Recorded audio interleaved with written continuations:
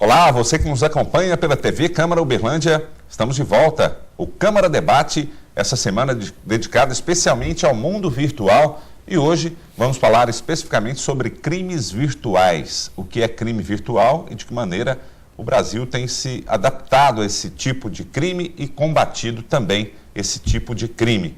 E também como você, cidadão, pode contribuir com as polícias nas investigações, enfim. Bom, primeiramente apresentar aqui, do meu lado direito, a Laine Moraes Souza, que é advogada e especialista em crimes virtuais. Muito obrigado pela presença, Laine. Eu que agradeço o convite. Bom, e aqui o vereador Lelis Lima, também, que vai contribuir com esse tema com a gente aqui. Eu começo aqui dando graças a Deus, mais uma vez, pela oportunidade. Eu cumprimento aqui a doutora Laine, cumprimento o Fernando. Eu trago aqui a gratidão do Poder Legislativo em poder participar de mais um nobre debate. Então, estamos à disposição. Bom, vou começar aqui, damas à frente, né? Começar com a Laine Moraes, que vai... eu queria que você explicasse, né? Assim, por exemplo, um crime virtual. Da mesma forma, existe a área criminal e civil. É isso. Existem separações aí quando se falar em crime virtual. Sim, o que as pessoas têm que entender é o seguinte. Primeiro, para haver um crime, tem que ter uma legislação que vai criar aquele crime. Tem que ter uma lei específica que falar que determinado ato vai ser proibido e é um crime. Senão, ele pode ser considerado um ilícito. Crime, ele é uma subespécie de um ilícito. Daí sim, nesse ilícito, dependendo do ato que ele praticar, o ilícito pode ser criminal, como também pode ser um ilícito civil. E o interessante do crime eletrônico é que nós temos duas modalidades de crimes eletrônicos. Nós temos o crime eletrônico, que é aquele delito, aquele crime que você já pratica, que pode ser praticado no dia a dia, utilizando ou não os meios eletrônicos, utilizando ou não a internet, como, por exemplo, um crime contra a honra, um estelionato, um furto mediante fraude, dentre outros.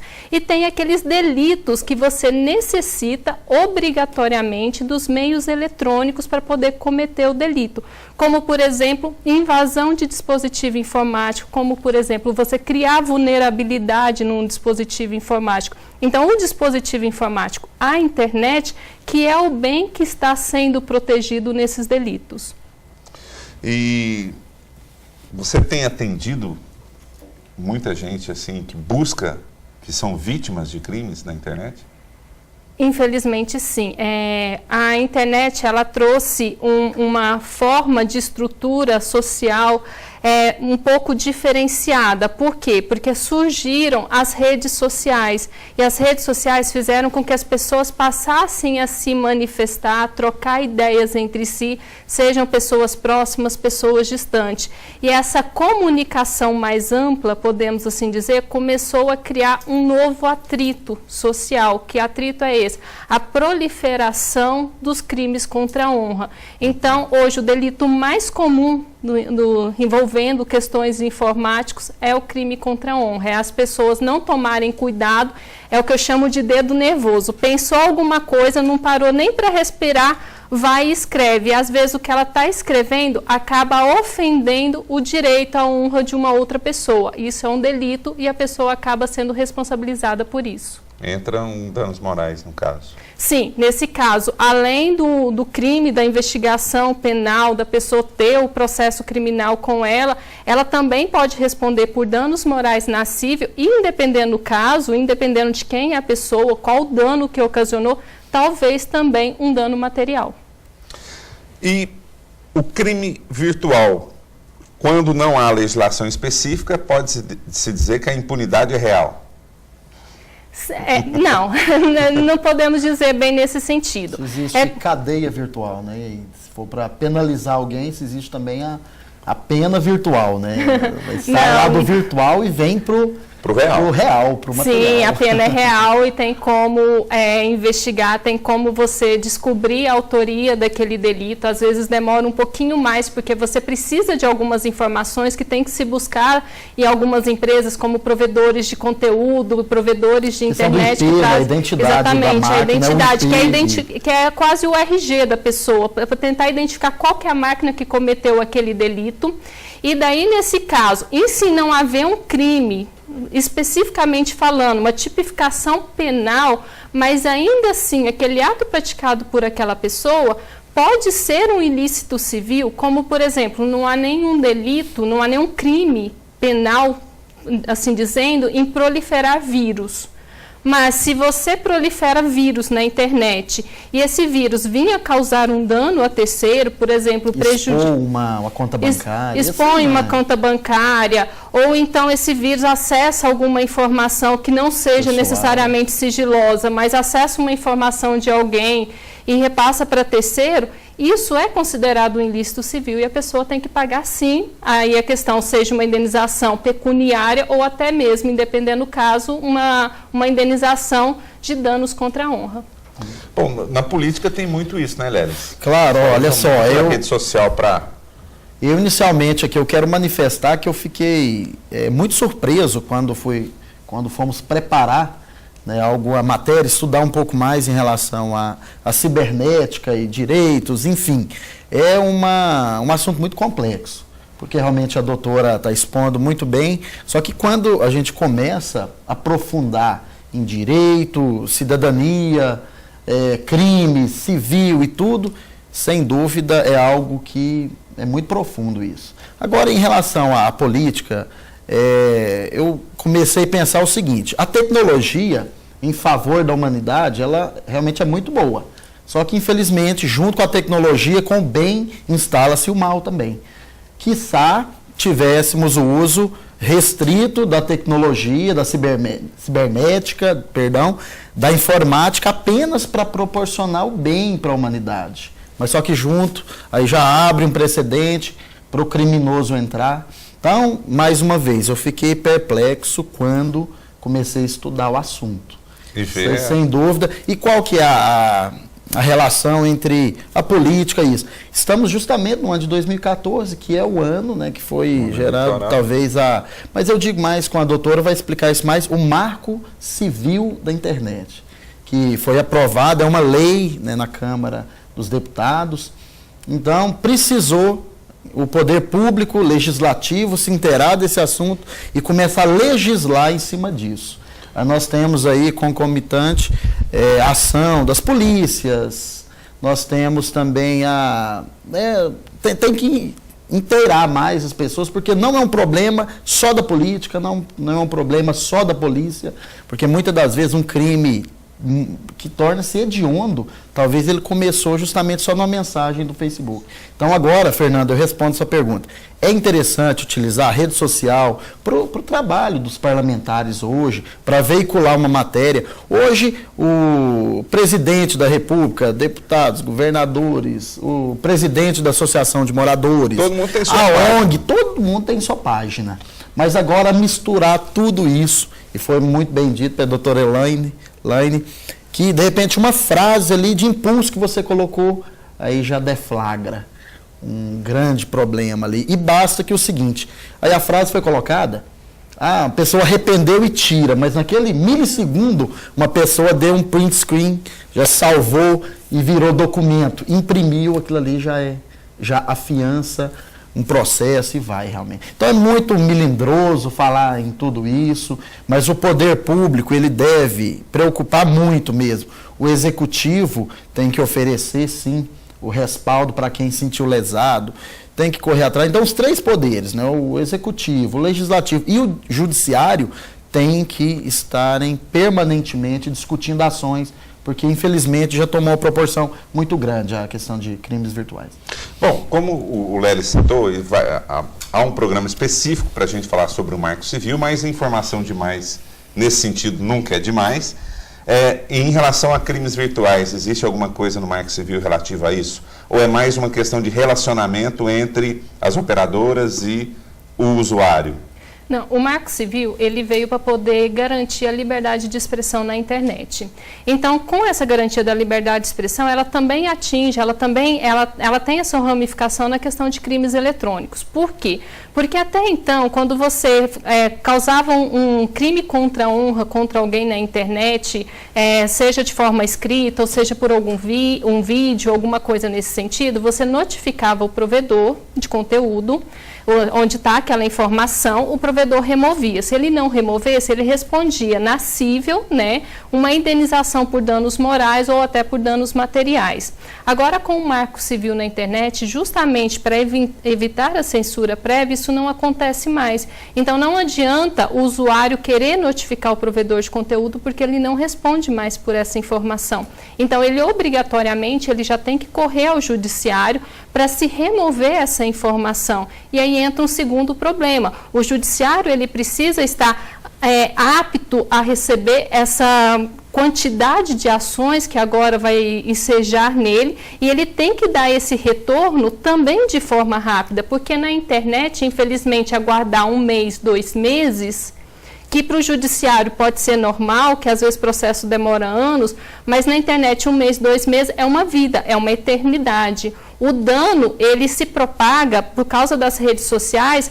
1 dia de informação inserida na internet já é muito grande. E outro ponto interessante do Marco Civil que ajuda na questão dos delitos é a questão do tempo de guarda dos logs de acesso.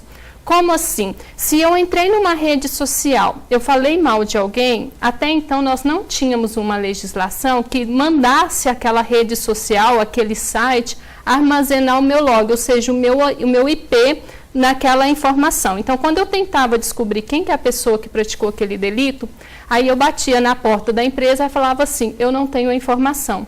Com o Marco Civil, o provedor de conteúdo, ele tem que guardar essa informação por pelo menos 6 meses. Então, isso já ajuda na questão da identificação do autor do delito. E o outro ponto, não adianta eu também ter só o IP. Eu consigo o IP da máquina, só que eu tenho que ir na empresa, que é a empresa de telecomunicações, para ela me fornecer quem que é o usuário daquele IP. E nós não tínhamos também uma legislação sobre o tempo de guarda dessa informação. O Marco Civil veio falando que os provedores de internet, que é quem fornece a internet, tem que guardar essas informações por 1 ano. Então, tudo isso acaba auxiliando na questão da busca da autoria dos delitos voltados na internet. Bom, entre outras questões, essa que a doutora citou, que é importante sobre o Marco Civil, em um programa específico sobre o Marco Civil, a gente vai desmiuçar melhor esse assunto. E entra aqui uma questão de lei, né? Existem vários projetos de lei que estão aguardando serem sancionados já há anos, pois com esse mundo virtual, né, com a ascensão da internet, o mundo virtual, há necessidade de adaptações em leis para que o crime virtual seja caracterizado como tal, né? Enquanto isso, a bandidagem está se aprimorando, enquanto a lei não é sancionada, para que haja uma punição, né, efetiva, a gente vê que os criminosos estão se aprimorando nas técnicas, né? Assim, a questão da legislação, principalmente na esfera penal, ela é um pouco mais complicada, justamente pelo que você diz, por causa desse aprimoramento que vai acontecendo.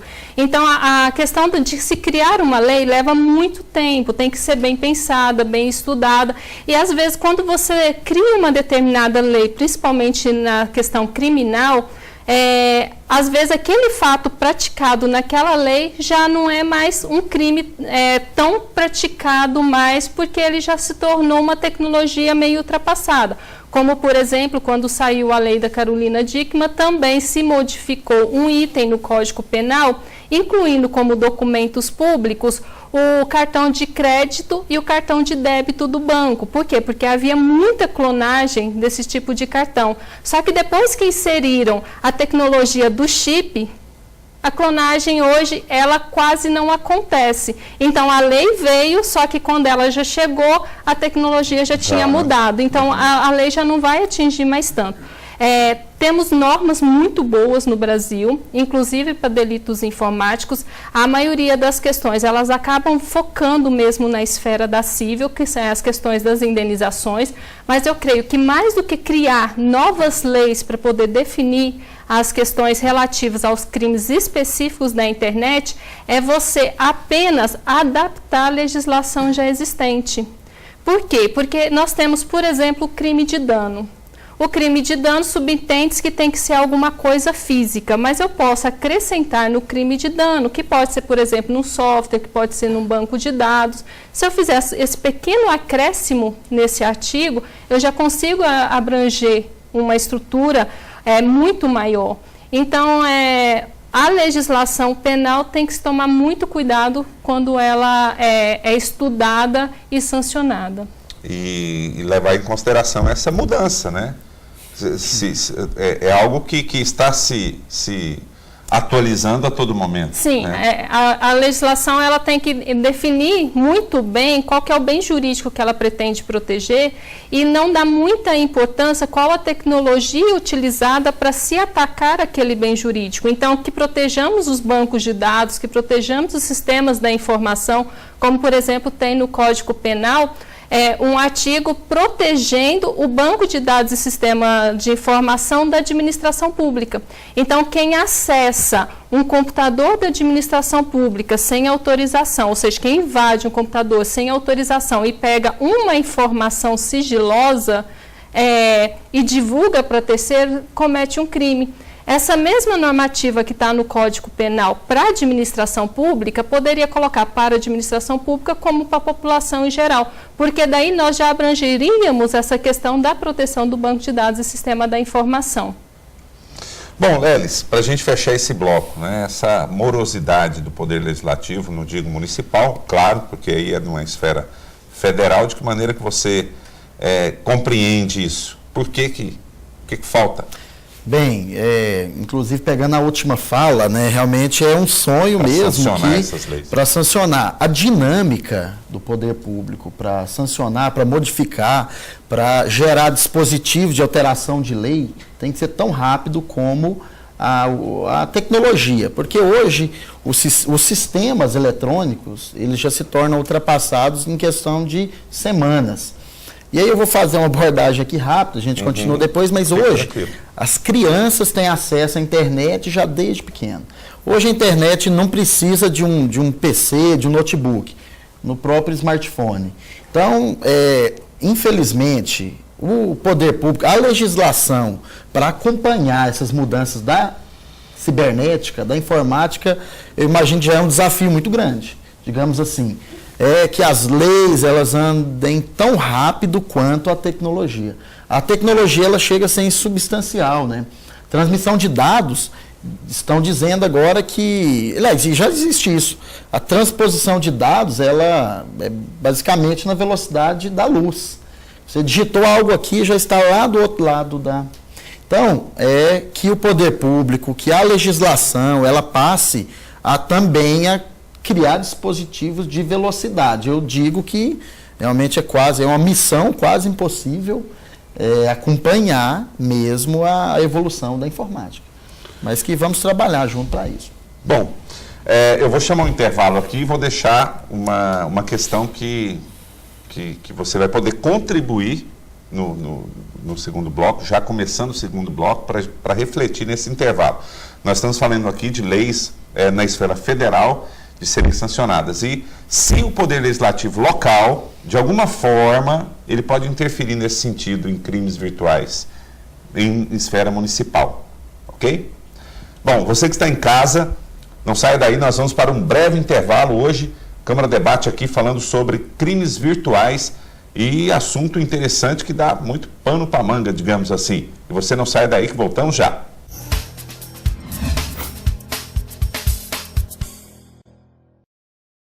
Conheça a Câmara Municipal de Uberlândia. Acesse www.câmarauberlandia.mg.gov.br. Notícias. O perfil de cada vereador.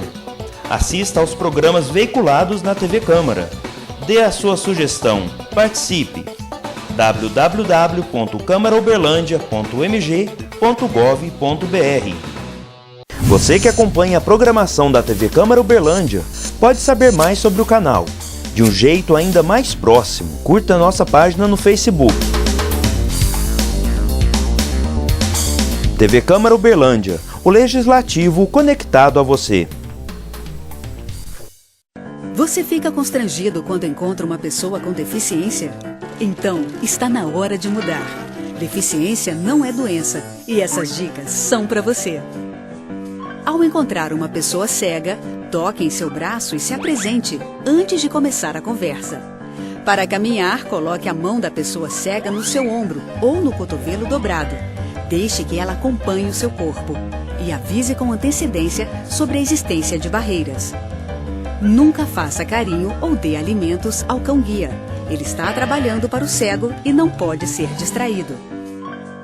O cão-guia também pode entrar em qualquer ambiente público. É um direito garantido por lei. Cidadania é saber conviver com as diferenças.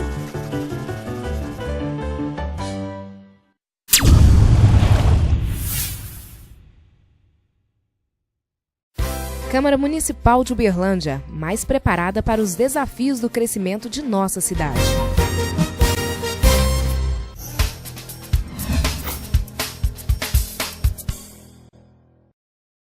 De volta aqui pela TV Câmara Uberlândia, o Câmara Debate, hoje falando sobre crimes virtuais. E no finalzinho do primeiro bloco, suscitei uma questão aqui que, logicamente, que trata-se da esfera federal, sancionar leis, né, principalmente quando se trata de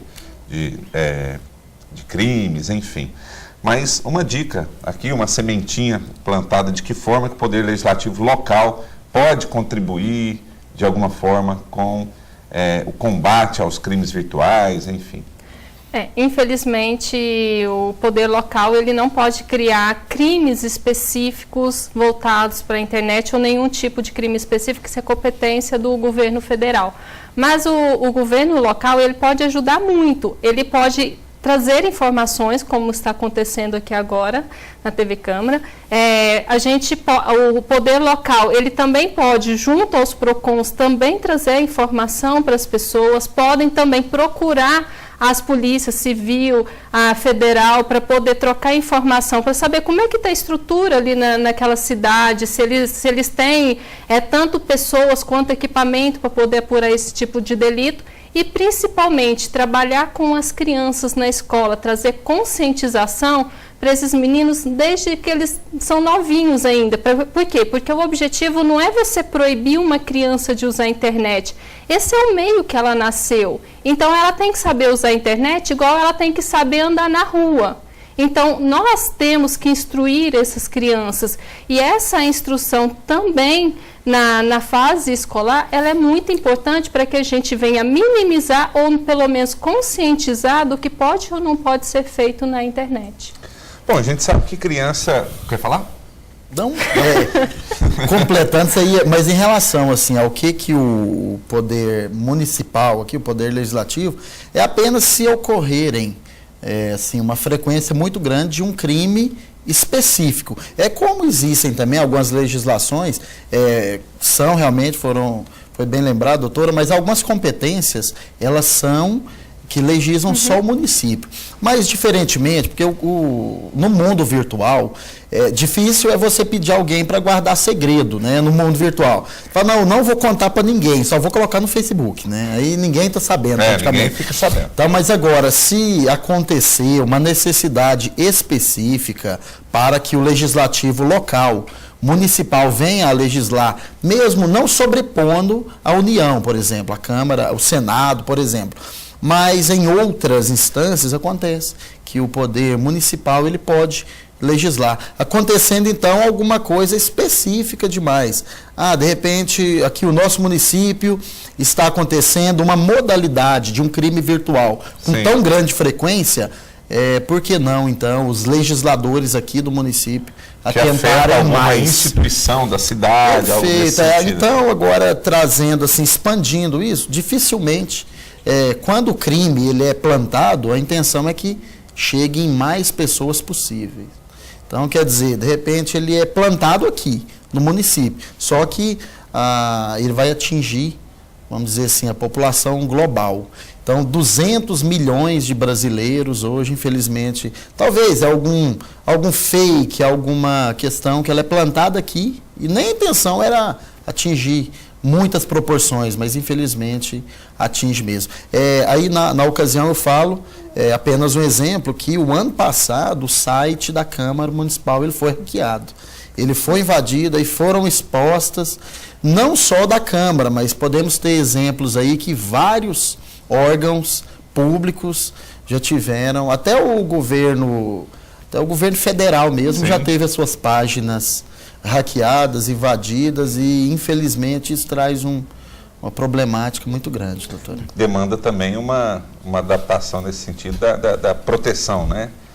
Hoje está se evoluindo nesse sentido também. Sim, com certeza. Mas a questão das invasões de sites, principalmente de instituições públicas como o da Câmara, como ele informou, nós já temos no Código Penal aquele artigo que informa que você invadir o banco de dados ou dispositivos informáticos, que o site da Câmara ele está num dispositivo informático, ele está num servidor guardado. Então, a invasão dessas informações, e se eu não me engano, na época, eles também pegaram e-mails e senhas, se eu não me engano, dos vereadores e divulgaram essas informações. São informações protegidas, são informações internas que não podem ser divulgadas. Então, nesse caso em específico, eles cometeram um delito. Aí existe a legislação específica? Existe uma legislação penal específica para esse crime cometido. Fernanda, a questão assim, de proteção, até que ponto, né? A população que está nos acompanhando.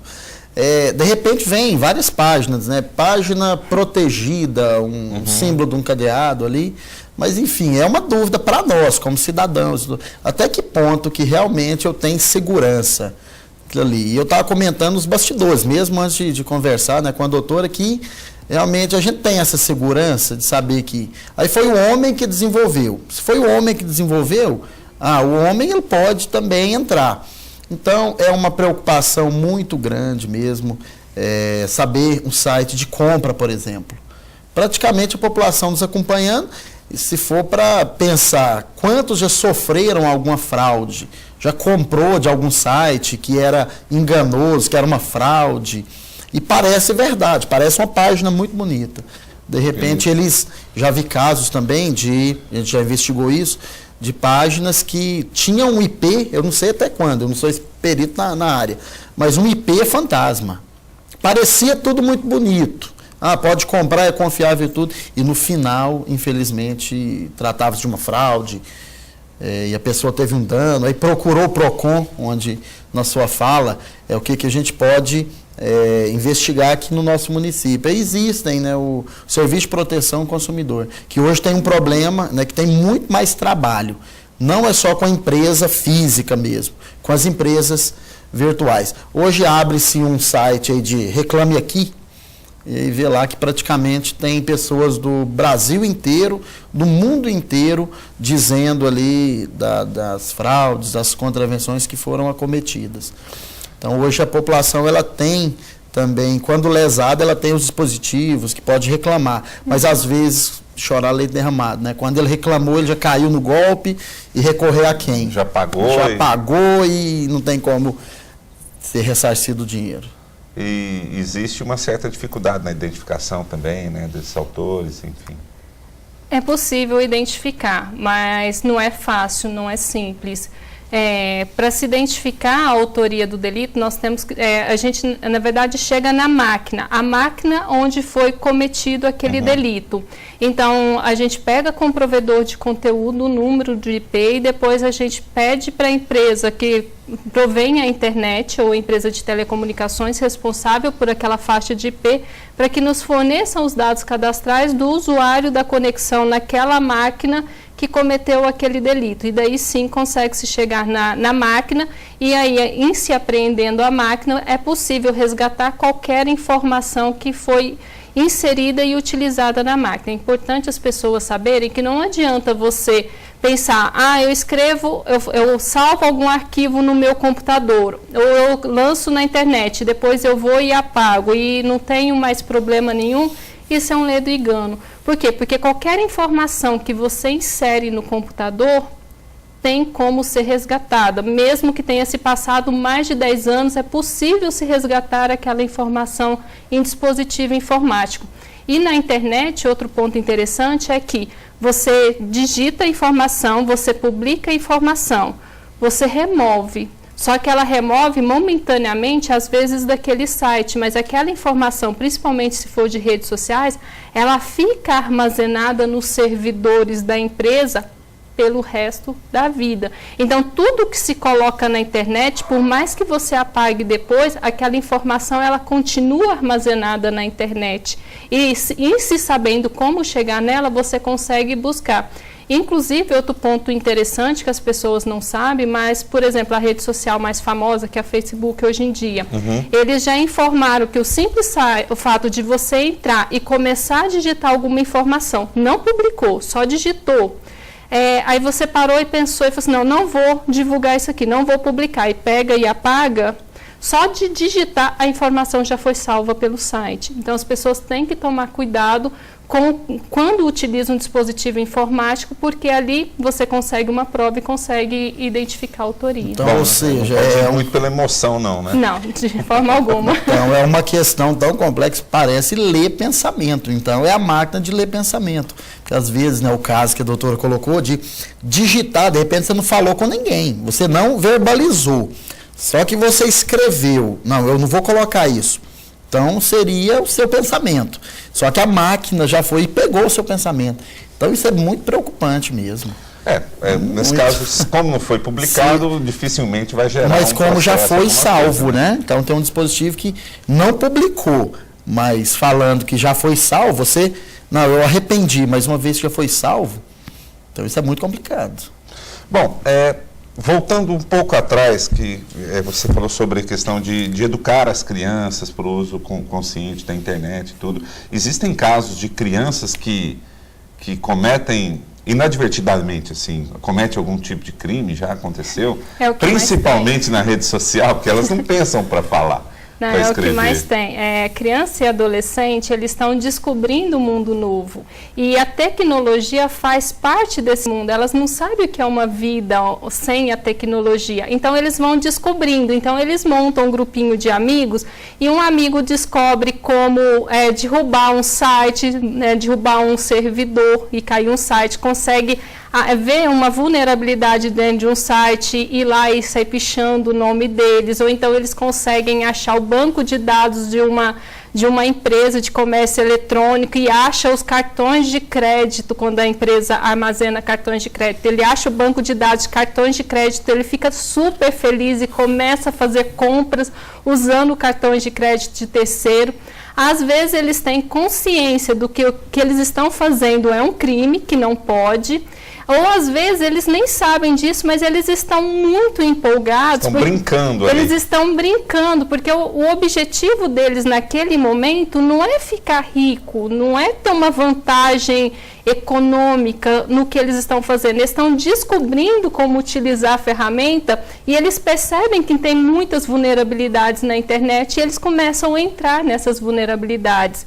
E daí sim, e se identificando que foi o menor que praticou, ele responde também pelo delito, mas com base no ECA, com obviamente as punições menores, mas os pais dele também respondem por indenizações, danos materiais e morais. Bom, já que você citou o ECA, o Estatuto da Criança e do Adolescente, um crime que é tipificado e o ECA defende é a pedofilia também. Sim. O ECA, ele tenta resguardar a criança, a ideia e essência da criança, da pureza, da ingenuidade, do crescimento, do descobrimento e não deixar equiparar a criança a um adulto na questão de conhecimento. E daí um dos pontos mais preocupantes é a pedofilia. Por quê? Porque muitas vezes, não necessariamente utiliza-se uma criança, mas os pais às vezes não têm noção, eles pegam a foto do menininho, que acabou de nascer ou é novinho, tira uma foto dele peladinho, tomando banho na banheira de casa e põe na rede social.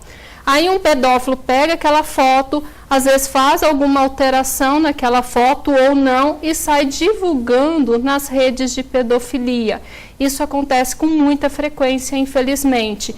Então, esse tipo de delito que se envolva criança com questões de cunho sexual é protegido pelo ECA. Inclusive, essas informações elas têm que ser removidas imediatamente pelo servidor, Você viu a informação, notificou o servidor, se ele não remover imediatamente, ele responde integralmente por aquele delito, inclusive podendo ser o responsável por aquele servidor, onde armazena a informação, ele pode ser preso se ele não remover a informação. De tão grave e sério essa questão de pedofilia voltada para a criança. Nesse caso do servidor ter que remover a informação, é só em caso de pedofilia ou em outros casos também? Existem algum vídeo que está depreciando alguém? Qualquer questão no caso da Carolina relacionada... Dickmann, por exemplo.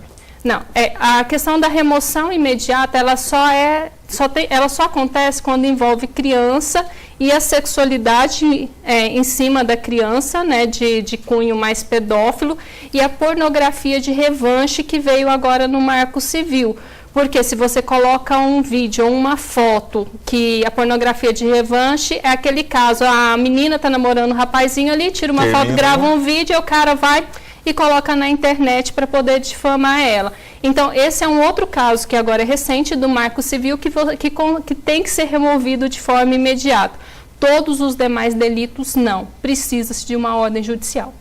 Bom, vamos entrar em detalhes aí em relação a isso, que é interessante, porque é o que mais acontece, né? Além dos crimes que são cometidos aí em relação a sites falsos de compra e venda, esses crimes que às vezes a pessoa faz até sem pensar, de colocar uma foto da namorada, um vídeo, de passar uma orientação nesse sentido mais aprofundada para conscientizar o nosso telespectador nesse sentido. Para você que está em casa, de pensar 2 vezes antes de fazer as coisas, mas para isso eu vou chamar o intervalo e no terceiro bloco a gente aprofunda nesse sentido. Tudo bem? Bom, você que está em casa, acompanhe aqui o Câmara Debate falando sobre crimes virtuais nessa semana especialmente dedicada ao mundo virtual.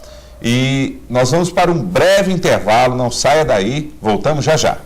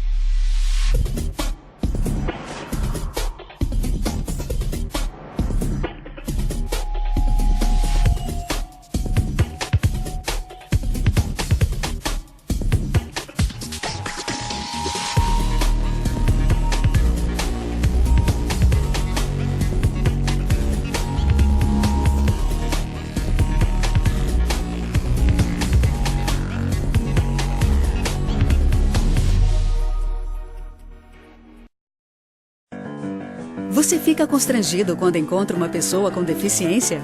Então, está na hora de mudar. Deficiência não é doença e essas dicas são para você. Ao caminhar com uma pessoa que tem deficiência física, procure acompanhar o passo dela. Mantenha muletas ou bengalas sempre próximas. Se presenciar um tombo, ofereça ajuda, mas antes pergunte como fazer.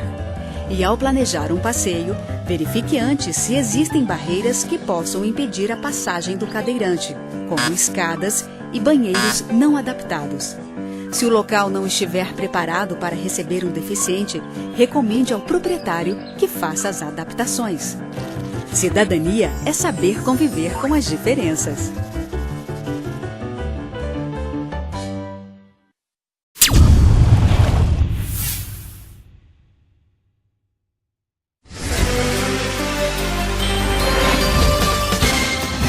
Câmara Municipal de Uberlândia. Participação no crescimento da cidade.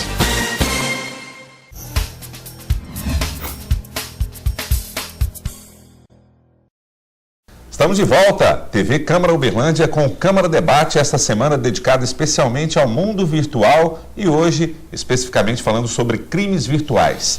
Bom, queria explicar para o nosso telespectador que esse terceiro bloco vamos passar mais para orientações, para você ter informações importantes para não se tornar vítima e não cometer algum crime inadvertidamente. Bom, e para isso nós contaríamos aqui com a Polícia Civil e a Polícia Federal, mas infelizmente eles não puderam estar presentes no dia da gravação desse programa.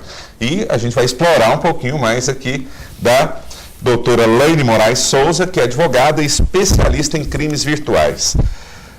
Crime muito comum que são os sites falsos de venda, principalmente agora no segundo semestre, que vem Dia das Crianças, é muito brinquedo vendendo, Natal, muita gente querendo presentear por um preço menor e muita gente acaba caindo no conto do vigário, vamos dizer assim. Sim, o comércio eletrônico ele é uma preocupação muito séria, principalmente no segundo semestre, que vem os eventos mais festivos, é onde surgem mais os sites falsos. Como que são esses sites falsos? Eles criam um comércio eletrônico normal, só que eles não têm a mercadoria para entregar esse comércio. Então, o que se recomenda primeiro, dê preferência para sites conhecidos, sites onde algum colega, algum conhecido já tenha comprado e tenha recebido o produto, para minimizar a chance de ter problema. Caso o site seja um site muito novo, muito recente, se você for fazer uma compra, comece primeiro comprando um produto mais baratinho, mais simples. Por quê? Porque se você não receber aquele produto, o dano, o prejuízo que você teve, ele é muito menor. Então, se você não conhece, não compre de imediato um notebook, um tablet, porque é caro. E olhe também, verifique as questões de segurança, vê se é um site criptografado. Como assim? Normalmente ele vem um cadeadinho no site e o endereço, ao invés de ser HTTP, ele vem HTTPS, o S da segurança. Tem que verificar se é um site que vai armazenar número de cartão de crédito ou não. Dê preferência aos sites que não armazenem número de cartão de crédito. Se o site ele está sendo comentado em outros sites que recebem denúncia, como, por exemplo, o vereador Leles disse a questão do Reclame Aqui, que é um site que as pessoas levam muita informação para aquele site. Então, verifique na internet, verifique nos sites de busca se teve outras pessoas que foram lesadas por aquele site. Se não teve, até mesmo porque às vezes o site ele é muito recente, e quanto mais recente, verifique também no registro BR, que é onde você registra o endereço do site. Se você vê que é um site, um endereço muito recente, com registro recente, tome um pouco mais de cuidado, espere um pouco mais, ou então compre algo mais baratinho, porque assim você evita a sofrer algum prejuízo voltado na internet. E não acreditar muito em milagres, né? Fazer uma pesquisa de preços e nossa, aqui está 60% de desconto. Pode desconfiar, né? Milagres não acontecem. Ou ele não tem produto, ou então aquele produto pode ser furtado, roubado ou falsificado. Então, a pessoa tem que tomar cuidado com essas informações. E, assim, o estelionato, ele acontece quando o seu olho cresce, quando você acha que consegue tirar vantagem também em cima da outra pessoa. Então, se você vê que está muito barato e você fala assim, nossa, eu me dei bem, quando você para e pensa, eu me dei bem na internet, pode ter certeza que às vezes tem alguém que está se dando muito melhor do que você. Ele vai pegar a sua informação, além da informação, cartão de crédito, o seu dinheiro. Então tem que tomar muito cuidado. Falando em informação, realmente porque Câmara Debate é utilidade pública, né? Então, sem dúvida aqui estão colocados os recados, né? A grande preocupação. E só completando essa questão de valor, do preço muito abaixo, tem pessoas que celebram mesmo, né? Olha, muito bem, eu consegui barato e de repente não dá em nada. Então, desconfiar. E outra coisa que a gente conversou também é sobre a exposição dos dados pessoais. Eu dei um exemplo aqui, e está recente isso, até que um criminoso, ao ser preso, ele deu a simples explicação. Ficou muito fácil sequestrar um membro daquela família. Por quê?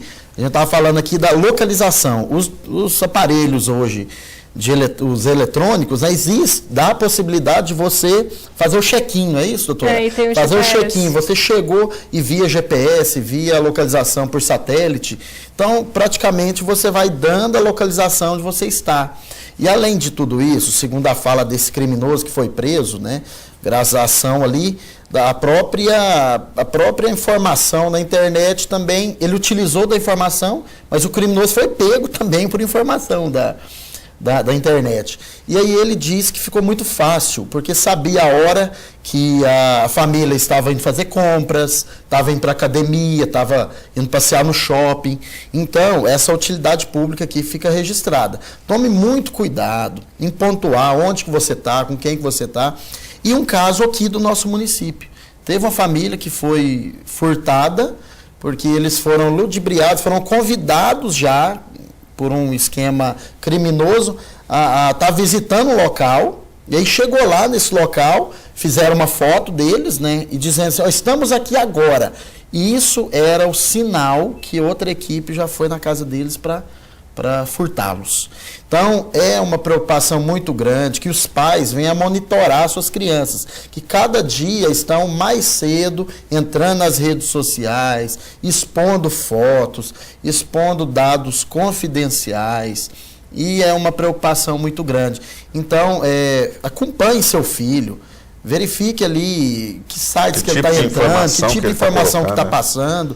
Então, esse é o grande apelo que, através de uma oportunidade dessa daqui, muitas informações, eu estou aqui vislumbrado, doutora Elaine, com tanta informação, e o perigo que é, no primeiro momento, ter uma internet é muito bom, mas só que vamos aproveitar, porque, de repente, o inimigo do outro lado ali está utilizando, está navegando mesmo com outros olhos para usufruir ali e, infelizmente, atacar essa família, né? Além do cuidado das informações que são colocadas, né, de familiares, em tudo que geram sequestros, falsos sequestros, né, na verdade, existem os falsos e-mails também, né, de instituições financeiras. Clique aqui para resolver uma pendência, e nem tem pendência, o cara vai lá e pum, clica aí. Sim, esses e-mails ou páginas na internet nós chamamos de phishing, ou seja, a pessoa está tentando pegar o peixinho e o peixinho acaba sendo o internauta que não tem conhecimento. O que eu recomendo é receber um e-mail. Se tiver anexo nesse e-mail, antes de abrir o anexo, entre em contato com a outra pessoa e pergunta se ele enviou um anexo. É importante você ter esse feedback, não abrir de imediato. Por quê? Porque às vezes o computador dessa outra pessoa pode até ter vindo mesmo do computador do seu colega, do seu amigo, mas esse computador ele foi invadido e a gente fala que ele está trabalhando como zumbi, ou seja, alguém está usando o computador para poder mandar as informações. E você não sabe disso. Então, quando você entra em contato e pergunta se enviou realmente um anexo, você está tendo certeza se é um anexo verdadeiro ou não. Agora tem alguns outros pontos, como por exemplo, esses e-mails eles têm muitos erros de português, apesar deles utilizar a marca das instituições financeiras ou então dos órgãos públicos. O primeiro ponto é, você vai com o mouse em cima do endereço e não em cima onde você tem que clicar, e embaixo no seu navegador vai aparecer um link do endereço. Verifique se aquele link é realmente daquela instituição financeira ou não. Normalmente é um link com uma palavra completamente diferente, algo muito estranho. Mas às vezes tem como mascarar isso também, infelizmente. Ou o que você faz?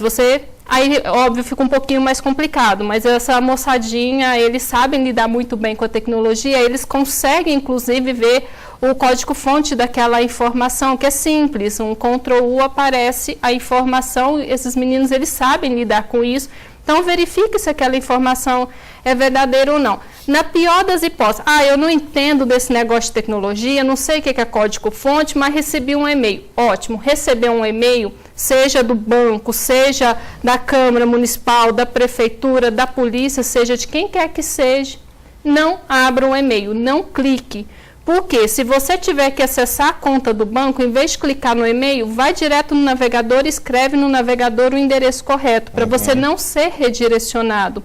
Por quê? Porque eu tenho certeza que nem a Câmara Municipal, nem a Prefeitura, nem a Polícia, nem a Receita Federal manda e-mail para as pessoas informando que o nome está negativado ou que tem alguma informação nesse sentido. Esses órgãos públicos não têm essa praxe. Então, se acontecer, a probabilidade de ser um e-mail falso para poder pegar suas informações é muito grande.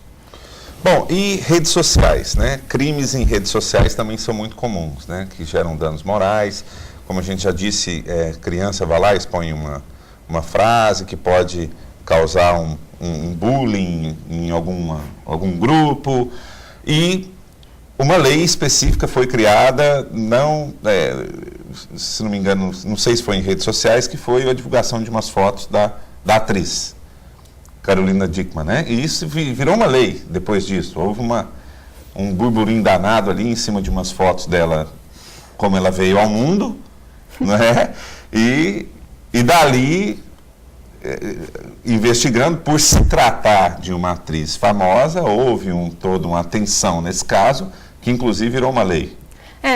No caso da Carolina Dickmann, na verdade, as informações que deram primeiro que tinha acessado o computador dela, o técnico de informática, depois parece que se descobriu que haviam acessado o e-mail dela, que as fotos estavam armazenadas no e-mail dela, alguém com usuário e senha dela acessou e capturou essas fotos. Até então não havia delito. Aí surgiu a lei Carolina Dickmann, pouco tempo depois, assim, uma semana mais ou menos depois dos fatos, que é a lei 12.737 do ano de 2012, e a lei diz o seguinte, que é a invasão de dispositivos informáticos. Então, se você tem um dispositivo informático que tem uma senha e alguém pega e invade para poder ter acesso à informação ou modificar alguma informação ali inserida, essa pessoa comete crime e pode ser punida de até 1 ano de reclusão. Bom, nesse caso, teve que acontecer com uma pessoa famosa para que as pessoas anônimas fossem preservadas também, né? Sim, infelizmente. Pois acontece isso praticamente todo dia. Sim, isso é um crime muito comum de acontecer, só que às vezes as pessoas comuns, elas acabam não procurando nem a polícia e nem o judiciário, elas acabam não pedindo socorro, primeiro por falta de informação, segundo porque ainda não existe uma estrutura de amparo à sociedade para crimes eletrônicos.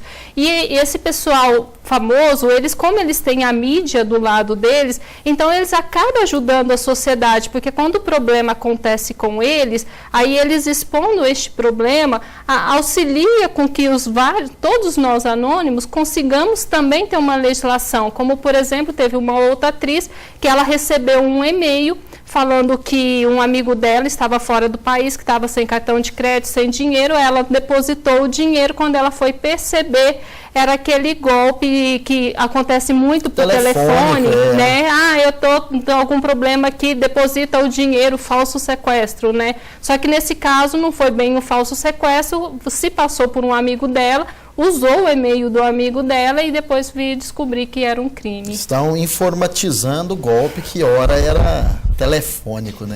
Mas há uma preocupação, assim, nós lembramos aqui de um outro caso, basta assistir esses programas de televisão, esses noticiários aí, criminais, que a gente percebe que quase todos os programas apresentam um caso que um pedófilo, por exemplo, ele começou conversando com a criança na rede social e se passando por uma criança também. E a partir disso, então, é a materialização do crime virtual, porque ele marca um encontro com a criança, e geralmente a criança, já que os pais, aqui mais um alerta, já que os pais não estão acompanhando a rotina do filho, da filha, e aí marcam esse encontro, e então marca o encontro com o criminoso, que era criança, que está passando por um jovem, geralmente da mesma idade, a diferença de 1, 2 anos só, aí marca o encontro e quem vai lá realmente é o pedófilo, é o adulto. E realmente acontece muitos chegam até o criminoso, mas ele também pensou que estava enganando, de repente ele foi pego. Mas então a materialização desse crime, então desconfiar mesmo, limita, faz o histórico, então, que os pais pegam depois, busca o histórico, onde que o filho foi, conversou com quem. E recentemente agora um caso que nós acompanhamos, que a televisão mostrou, foi isso, a pessoa que se passou por criança era um assassino. E provavelmente a filha se tornaria mais uma vítima, seria até, né, infelizmente, violentada sexualmente, seria assassinada. Mas então essa grande preocupação. E só completando o que você está falando, que é muito pertinente, o Marco Civil lá nas disposições gerais, ele deixa bem claro que os pais podem colocar software para monitorar o filho até os 18 anos. Porque até então tinha a dúvida, vou monitorar meu filho, mas e a privacidade dele? Não existe privacidade do filho com o pai, não. O pai pode sim visualizar no computador tudo que o filho está fazendo. E deve. E deve. Bom, obrigado. Chegamos ao final. Queria muito agradecer a sua presença aqui. Laine Moraes Souza, advogada, especialista em redes sociais. Muito obrigado pela presença, Laine. Eu que agradeço o convite e deixo aqui um alerta. Tome muito cuidado com as informações que você coloca na internet. Se você tem a dúvida, se você fala um fato para sua amiga, para sua mãe, para seu pai ou para algum parente, e você acha, não vou falar porque senão ele pode espalhar para terceiro, essa informação não deve ir para a internet de forma alguma. Então, colocou qualquer informação, tome cuidado para não identificar a sua casa, o local de trabalho, onde você estuda, os lugares que você frequenta e muito menos insira informações de cartões de crédito na internet e tomem cuidado com qualquer mensagem que você achar que ela tem um cunho estranho. Se você tiver a menor dúvida, é o seu sexto sentido que está te avisando, então não clica, não acesse aquela informação, senão você pode vir a ter algum problema. Bom, muito obrigado. Lelis Lima, vereador, muito obrigado pela presença aqui também. E eu que tenho que agradecer mais uma vez a oportunidade. E no encerramento aqui, sem dúvida, o chamado é para a população desconfiar de tudo. Então é Twitter, é Facebook, é WhatsApp, é Cyber, é Skype. Então existe muita armadilha que utilizemos para o bem, mas ficar atento, muito atento mesmo às armadilhas que podem estar vindo junto. Então monitore seus filhos, acompanhe bem de perto. A tecnologia é uma bênção, é algo muito favorável, mas que desconfiemos de tudo. Então tudo é passível de desconfiar. Então deixo aqui um abraço a todos que nos acompanharam e continuemos à disposição desse programa maravilhoso. Bom, muito obrigado então. E agradecer também a você em casa que nos acompanhou. O Câmara Debate hoje falando sobre crimes virtuais nessa semana especialmente dedicada ao mundo virtual. Você pode contribuir com o programa oferecendo sugestões de temas a serem tratados aqui através do e-mail imprensa@câmara